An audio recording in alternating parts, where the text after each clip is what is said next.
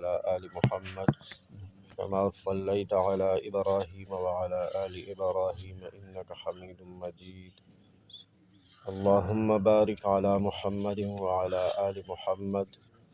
كما باركت على إبراهيم وعلى آل إبراهيم إنك حميد مجيد باب الذکر عند الصباح والمساء سحر ماخام د ذکر کولو بیان قال الله تعالی فرمایلی دی سورة اعراف 205 نمبر آیت تے اعوذ باللہ من الشیطان الرجیم واذکر ربک او یاد کا خپل رب فی نفسک خپل زړه تضرعا عاجزه سره وخیفة او یری سره ودون الجهر من القول او د زور د آواز نه لږ په کم آواز په زور دی وي خو یو د زور چغه ده هغې نه په کم جهر آواز سره بالغدو سحر والآصال او ماښام ولا تکن من الغافلین او تمکیگا غافلینو غفلت والو کی مشماریگا اللہ پاک مونږ ته حکم کړی دی خپل رب یاد کا دلته د ذکر نه مراد ذکر قلبی او ذکر لسانی دواړه دی په زړه سره یادول او په ژبې سره یادول او ذکر هم بیا عام دی د الله پاک د پاکو نومونو ذکر وي رحمان رحیم کریم او که د قرآن مجید تلاوتی او که مسنون دعاګانې وي د آیت کې د ذکر سره الله تعالی یو 15 قیدونه لګولی دي یو قید دا دی چې فی نفسک خپل رب په زړه کې یاد کا نو دې نه مراد دا دی چې کوم الفاظ په زبان باندې ویما چې د هغې مفهوم او معنی مو پیژنم او په هغې باندې په زړه کې سوچ کوم الله واجب الوجود دی نو په زبان چې ویما په زبان چې ویم چې ورسره مې دل او دماغ هم ملګري چې په دل او دماغ کې ماته د واجب الوجود معنا او مفهوم هم معلومي او هغه په زړه کې حاضر کم او د واجب الوجود معنا ده وو دې ویبا وو دې ویبا دغسې د الله تعالی د ټولو صفاتو د ټولو نومونو لکه د الله تعالی بل صفت ته قادر مطلق پورا وس لرونکې هر څیز باندې د الله پاک وس بر دی هر څه کولی شي خالق کل هر شی پیدا کړی دی او کوم به چې وروسته پیدا کېږي د هغې پیدا کوونکی په حقیقت کې الله دی مالک الملک د هر شي بادشاهي د هغې اختیار کې ده علیم کل هر څه نه نیت دی که عمل دی اراده ده او که جذبه ده هر څه نه الله ښه خبر دی نو فی نفسکه کې دې خبرې ته اشاره ده چې صرف داسې به نه کوم چې زبان باندې ذکر کوم او زړه کې مې نور خیالات د فارسی یو شاعر وی بر زبان تسبیح و در دل گاو خر ای چونی تسبیح کې دارد اثر په ژبه باندې تسبیح سبحان الله ویم او زړه کې مې د څاروو د غواو د خر او د کټاو د کټي سوچونه ګرځي نو دا تسبیح به څه اثر وکړي خو د یو کس زړه چې نه متوجه کېږي او صرف په ژبه باندې ذکر کوي نو دا د غنیمت وګڼي او خصوصا په دې دور کې زبانونه په نور ساخته دي او په ما الله تعالی فضل وکړو زړه خو مې نه متوجه کېږي خو زبان باندې الله کوم دام د الله تعالی ډېر لوی احسان ومنم په ځان ځکه یو ځل حکیم الامت اشرف علي تانوي رحمت الله علیه هغې نه چا پوښتنه وکړه یو مرید ورته وایي جي زړه مې نه متوجه کېږي او بس په زبان لګیا یم الله ذکر کوم نو ولې ډاډګیري نه ورکړه وایي په دې د الله تعالی شکر ادا کا چې د وجود په اندامونو کې یو اندام خو د الله تعالی په ذکر کې مشغوله دی زړه خو هسې نه متوجه کېږي که ته په دې وجه دا د زبان ذکر هم پرېږدې چې مړه دړه خیال مې بل خوا دی او زبان باندې سبحان الله الحمدلله وایم او لاس کې مې تسبیح دي دا به څه اثر وکړي نو دا بیا شیطاني وسوسه ده هغه د زبان د ذکر نه مې شیطان اړولو کوشش کوي او انشاءالله چې خواري وکړمه څه مودې پورې په ژبه د الله تعالی ډېر ذکر کوم یو ورځ به ورسره زړه ملګری شي نور د آیت مطلب دا دی چې اصل ذکر هغه دی چې ژبه مشغوله وي خو چې کوم ټکی وي موږ ورته ټکی وایو چې د هغې معنا راله راځي او په هغه معنا کې غور کوم دویم قید د آیت کې الله لګولی دی چې خپل رب یاد کا تضرعا ټکی راغلی دی عاجزۍ سره وی څومره چې د یو بنده په زړه کې د الله پاک د شان جلالت لویوالی کبریایي او عظمت څومره په زړه کې وي که نه هغه عمره به د دغه بنده په زړه کې د خدای خوف وي د خدای پاک خوف به په زړه کې وي او دا د الله تعالی کبریایي او عظمت به هله زمونږ او ستاسو زړونو ته راځي چې کله مونږ او تاسو د الله پاک لویي زده کړو او هغه بیا بیانو د الله تعالی لویي زده کړو او هغه بیا بیانو عام طور باندې زمونږ او ستاسو د پښتنو په معاشره کې یو متل چلیږي خو هغه کفریه متل دی کوم متل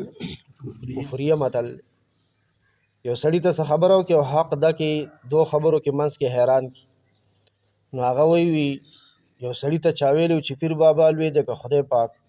نو هغه پکې فیصله نه شوه کولی هغه ویل خدای دې داسې حیران کړه لکه چې زه دې حیران اوس دا کفریه متل مشهور شوی دی چې یو سړی په دې نه پوهېږي چې خدای پاک لوی دی الله اکبر چغې او نارې نه والې کېږي روزانه او چې کله زه پیدا شم ماته په غوږ کې دا ناره د ټولو نه پیله نه وه والې چې الله اکبر هر وخت دا چغې ماته والې کېږي او زه په دې پوه نه شم په دې ټوله زندګۍ کې چې پیر بابا لوی دی که خدای پاک او زمونږ ډېر ښه دیندار یم وایي خدای داسې حیران کړه لکه چې وي زه دې حیران کړم دا کفریه متل دی د دې نه به ځان ساتو الله دې وکړي چې مونږ او تاسو دا کومه زندګي باقي پاتې د دې کې راوګرځو الله پاک ته راوګرځو الله پیژنو د الله لوی پیژنو نو په زړه کې به عاجزي د هغه چا راځي چې هغه الله لوی ګڼي لوی یې مني او تضرعا په زړه کې به امید وي امید نو دا چې څومره د یو بنده په زړه کې د الله تعالی جمال د الله د دواړو صفاتو یو د الله جلال دی یو جمال دی الله دې د خپل غصې او د قهر او غضب نه وساتي او الله تعالی دې په موږ باندې خپل لطف کرم رحم مهرباني وکړي یو خوا د الله غضب دی او بل خوا رحم دی چې غضب را یاد کړم چې وویرېږم ورږدېږم د الله غضب او د الله شان بېنیازي را یاده کړم چې که ما جهنم ته ولیږي که نه نو زما څه پروا کوي او دریم قید د آیت کې ور سره الله دا ذکر کړی دی چې خپل رب یاد کا خیفتن یری سره زما په زړه باندې به د الله جل جلاله د عظمت یری خپل ګناهونه به راته مخې ته وي که دا ګناهونه مې خدای پاک مخې ته که زه جهنم ته ولېږلو یره او څلورم قید دا دی دون الجهر من القول لږ اوچت اواز سره به یې خو چغو سره نه د دون الجهر من القول معنا دا ده چې په چغو به ني په زوره به وي خو په چغو به نه وي نو دې ځای کې اوس ځینې ملګري داسې دي چې هغوی ځان ته ذکر والا وایي که نه چې مونږ ذکر کوو دا فلانکیان ذکر نه مني نو هغوی دا په لوسپیکر باندې چې چغې وایي د اذان نه مخکې د اذان نه وروسته ټکي یې سیوا کړي دي په لوسپیکر صرف اذان د الله اکبر نه شروع کېږي او لا اله الا الله باندې چې چا د اذان نه مخکې بسم الله هم په زوره وویله ګناه یې وکړه چې چا د اذان نه پس لا اله الا الله په دې اذان ختمېږي په کوم ټکي ختمېږي ورپسې وویل محمد رسول الله صلی الله علیه وسلم ډېر ښه ټکي دي ډېر خټکي دي خو دغه موقع نه ده دغه ځای چې دا هلته چا په زوره وویل دی ګناه وکړه ګناه. اوس چې څوک په خبره پوهېږي هغه پوهېږي او چې نه پوهېږي نو مونږ څوک چې نه پوهېږي نه. نو یو دې کې افراط او تفرید دی. ځینې خلک خو په لوډ سپیکر باندې چې بجلي وي او لوډ سپیکر لګېدلی خو بیا ذکر کوي، او چې لوډ سپیکر نه لګېدلی بجلي نه وي بیا ذکر. دا زمونږ د بانګیان ماماګان هم داسې دي چې بجلي وي که نه بیا خو ټول رستو کوي ته دې خواشه وي چې زه اذان وکړم، او چې بجلي نه بیا کاري سیټ وکړه که نه کاري اذان وکړه که نه دا ګوټ کې ودرېږه وکوي. پته ولګېده دې کې اخلاص نشته، دا ریا ده چې خلک مې کله اواز اوري خو بیا به بانګ ویم دا لوی ذکر دی، لوی دعوت دی، لوی دعوت او پوره دعوت دی. اللهم رب هذه الدعوة التامة دا اذان نه پس دعا وایو که دا لوی دعوت دی، پوره دعوت دی. مؤذن داعی دی داعی. او بل طرف ته ورکې کمې دا دی په ذکر کې چې بس ځان سره اختی بیخي اړو په زبان باندې لږ اوچت اواز هم دام کفر ګڼي چې دا خدای ذکر بالجهر کوي او دا خدای پلان کې شو، دغه طرف نه دا ټاپه لګي ذکر نه مني چې په لو سپیکر یې نه کوي، او دې خوا چې لږ هم څه شي تیز شي دا په کومو ګډو وډو سر شو. دا خو قرآن او حدیث کې نشته، ځان نه مفتی جوړ کړی بیا کې خو نه که نه. ګوره دا یو خبره ده تا کومه ښه ټول واورئ، د هر جومات دا مسله ده، دا دلته ملګري ناست او که نورو ځایونو کې به دا اواز ملګري اوري، ټولو ته دا درخواست کوم د جومات په امام باندې دی اوس الحمدلله عالمان دي او مفتیان دي ښه اعتماد دې پې د مانځه کړی د هر شي اعتماد پې وکړه بس، او چې ته ورسره ګوتې ماتې نو هغه هم رایله مه کړه چې څومره ده کړی دی بیا ورسره څه کوه. یو ځان پویول دي، ځان پویول دي، هغه هر ټایم پویوه د هغې سره اختیار دی. خو تاسو ته خو په دې خو پوهېږئ شکر دی ټول الحمدلله روټۍ خورو که نه په دې پوهېږو. یو ځان پویول دي او یو په هغه باندې څه کول دي اعتراض کول په ډوډو به لاسونه کېږي. دا کوم ځای کې راغلي نو تا کوم ځای کتلی کوم ځای کې دی لکه چې ګینې تا ټول کتابونه ستړي کړي دي کتلي دي او بس دا مسله درته پکې نه ورغلې په لکونو او په کروړونو کتابونه تا کتلي دي او ستا د نظره دا مسله نه تېره شوې نو ته اوس څه کې اعتراض کې بیا درته حق شته دی. ته خو لا پاپلي پاپلي روانې لا خو روټۍ ته کوکو وې په دین کې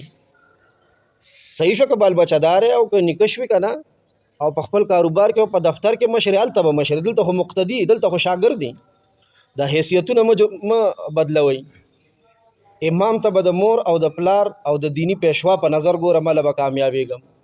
هر جومات کې دا ځان نه یو شیخ کړی جوړ کړی یو کس او راشي بهر به کمې قاطع نه کوي او امام ته په ډوډو لاسونه کېږي اشارې به هم کوي او یو قسم له به لګي په کلار کښېنه. اوس یې که نه د امام صاحب تپوس وکړو چې تېره که دوای قنوت شابه 500 نه زیات غلطیانې که پکې رانوتې بیا ووایه که ویې ویل درته چې ووایه کلمه طیبه څه معنی ده څه مطلب یې دی، که درته یې ویل چې ووایه ایمان څه ته وایي شابه امنتو بالله تېره که دې مفهوم لږ ووایه. اودس کې څو فرض دي، تیمم کې څو فرض دي،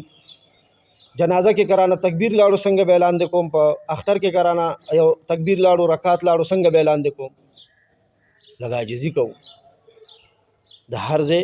رښتیا وایي. په کور کې یو بچی چې په پلار باندې ګورګورې سنډي او دغه ورته کوي تونسونه ورته کوي او ورته رابرندېږي نو ښه ښکاري که بد.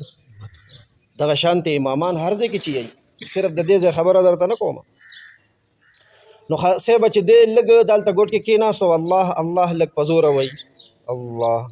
الله یا اجتماعي ذکر لږ پسه کوي په تیزه کوي کینی نه فرض مونږ له نه راځي په دې لارو کوڅو کې غاړه کې ډولکۍ اچولی زموږ استاد چې خو په بله روان شو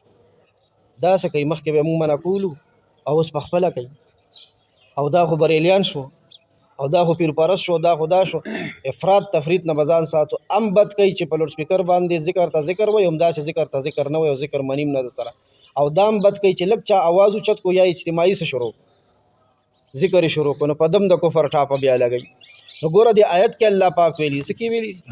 او آیت په کوم ځای کې راغلی قرآن شریف کې صورت اعراف 205 نمبر آیت دی وی ذکر کوه لږ زور سره ذکر کوه لږ زور سره ډېر زور سره نه لږ زور سره ذکر کوه. او پنځم قید ور سره دا دی چې سبا او ماښام سبا ماښام نه مراد دا دی چې هر وخت د الله ذکر کوه خو دا سبا ماښام ځکه یادوي که نه چې دې وخت کې ملایکې بدلیږي. یا ارحم الراحمین یا ذا الجلال والاکرام.